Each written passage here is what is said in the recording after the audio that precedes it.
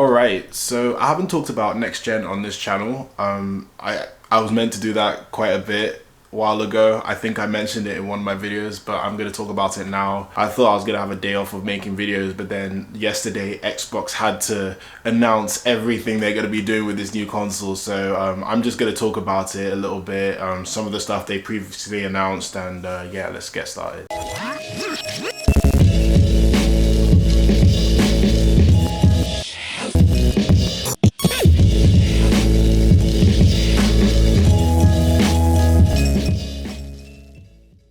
So the Xbox Series X is meant to come out this year and is part of the next generation of gaming consoles, that and the PS5. Yesterday, Microsoft released some information via Digital Foundry, I believe, and they talked about all the specs and the internals of what the Xbox can really do and what it has. So I want to give you a quick rundown of a couple of things that were pretty interesting to me and stuff that's really gonna change the way we play games. I mean, this console sounds ridiculous. Actually, I have no faith that it's gonna be $500 or $600. I'm looking at like $700 or $800 at this rate, because we're legit getting gaming PCs as consoles. First things first, I want to talk about the performance of the consoles.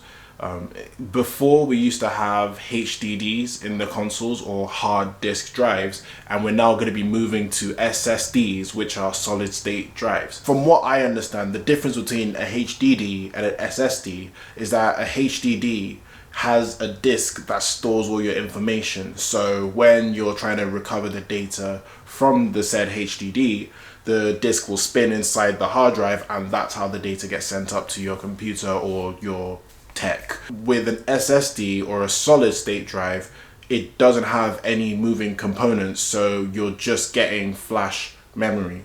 So with that, SSDs are said to be faster than HDDs in retrieving and using data. If you think about it logically, what would be faster to get data? Would it be a disk that's spinning round and round and round, or would it be actual computer parts and no moving components whereby data could just be sent instantly? What's crazy about the Series X is it's not just having an SSD, it's having an SSD with NVMe. So the Xbox Series X isn't just getting an SSD, it's getting an NVMe SSD, or a non-volatile memory express SSD. I think I said that right. Long story short, this means that it's just even faster than an SSD. So yeah, things are going to be running really quickly. The only downside with the whole SSD thing is that Microsoft is only going to give us 1 terabyte of SSD storage, which is understandable. I mean, those things are expensive. But with the fact that we're only going to get 1 terabyte means that we're not going to be able to keep a lot of games on our consoles. I mean, right now, Red Dead is almost 100 gig, and that's a regular PS4, Xbox One game. So you can imagine how big the future games are going to be. What Microsoft has proposed is that they're going to give us memory cards, I would say. They look like memory cards, but they're meant to be like mini SSDs that we plug into the Xbox for more storage. So yeah, memory cards are back. My big fear is that SSDs are already expensive.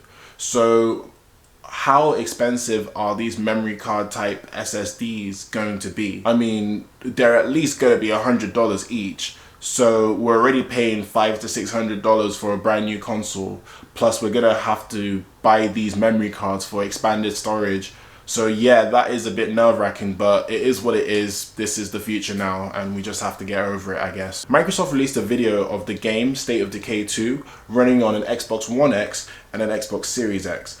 And the speed difference between the two is absolutely ridiculous. Bear in mind, State of Decay is an open world game. So the fact that we're going to be loading open worlds in seconds is mind-blowing to see. Granted, that is an Xbox One game, so we would have to see a Series X open world game run before we can determine that the speeds will be really crazy. But with the specs that they're giving us, I'm not going to be surprised if those type of games run in seconds as well. Also, Microsoft released a video of them showing this new feature they have called Quick Resume.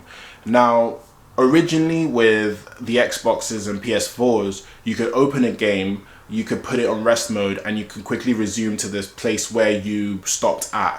What the Xbox Series X can do is that they could do that for multiple games. I can't believe we live in a world where you can open a game, pause it for a couple of seconds, move on and open another game while that game is still paused, pause that game and open another game, and you have two games being paused. How is that possible? In terms of power, this thing is a beast. It has a semi-custom AMD Zen 2 processor. It also has 8 cores fixed at 3.8 gigahertz with 16 gigabytes of GDDR6 RAM.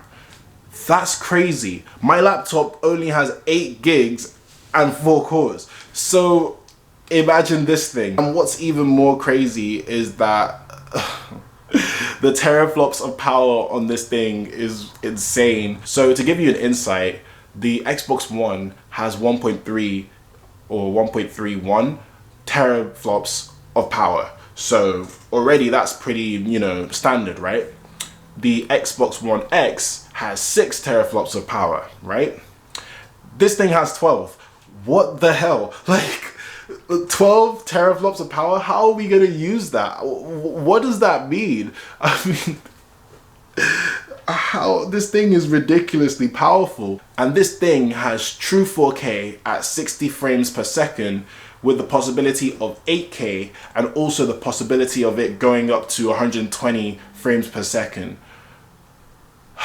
Another thing that the Series X offers is a feature called Smart Delivery. So what Microsoft has stated is that when you buy a game that's compatible with Smart Delivery, you will get the best version of that game on whatever console you have. So if you get an Xbox One game, you will get the Xbox Series X version of that game for free. Microsoft has stated that every single game that comes out of Xbox Game Studios will be Smart Delivery compatible, and also the best company, CD Projekt Red, has stated that Cyberpunk 2077 will also be compatible with Smart Delivery because they're just angels, aren't they? So this thing has backwards compatibility as well, whereby every single Xbox console, the games from each of their consoles will be able to work on the Series X. Also, they have this architecture called Xbox Velocity Architecture, whereby those older games will be upgraded with resolutions, load times, textures, etc. to make the games look better on the Series X. In terms of the controller, it looks pretty much the same as the Xbox One controller. There are obviously going to be differences. I'm not too sure what they are yet, or I haven't done my research that well. Apologies. One thing that Microsoft has stated is that all your Xbox One controllers will work on the Series X, so you don't need to buy more controllers. So last thing I want to talk about is ray tracing. This is a concept that I'm still trying to wrap my head around. I'm not even gonna lie to you, but what I'm gauging from it is that ray tracing is how light bounces off objects and surfaces in games. What that means is that games were meant to look more realistic with how light is refracted and shown in these games, especially with stuff like shadows and reflections. An easier way to understand this would be how lighting affects the way you take a picture or the actual photo itself. That's how I understand this. So this is meant to be a big thing with this generation, and I want to see it in full action. I mean, I've seen clips of it on YouTube and it does look game-changing, and yeah, games will look ridiculous with it. But it doesn't seem like we're going to get the 100% ray tracing that we expect with the way they're promoting this thing. So we'll just wait and see if Microsoft can deliver on that ray tracing. I don't mind if they do. I mean, I want my games to be crisp and clear. But yeah, we'll just have to wait until they show that. Overall, I'm excited for this console, and I'm also excited for this generation. It seems like we're gonna have a ridiculous graphical leap, kind of like how PS2 and PS3 was compared to how PS3 and PS4 was. And yeah, bring on the beautiful games. I'm hoping that Sony can deliver the way Microsoft is delivering, because they're doing a fantastic job already. So Sony, it's your turn. Thank you very much for watching. I hope that was a bit more informative for the new gen. I hope you're excited as well. I'm ridiculously excited, but my wallet isn't.